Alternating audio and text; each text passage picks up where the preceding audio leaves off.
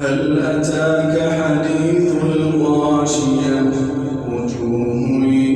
يومئذ خاشعة عاملة ناصبة تصلى نارا حامية تسقى من عين آنية ليس لهم طعام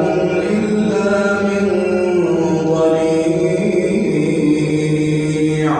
لا يسمن ولا يغني من جوع وجوه يومئذ ناعمة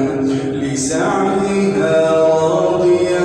في جنة عالية لا تسمع فيها لاغية فيها عين جارية فيها سرر مرفوعة وأكواب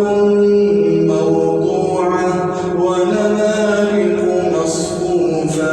وزرابي مبثوثة أفلا ينظرون إلى الإبل كيف خلقت وإلى السماء كيف رفعت وإلى الجبال كيف نصبت وإلى الأرض كيف سطحت فذكر إنما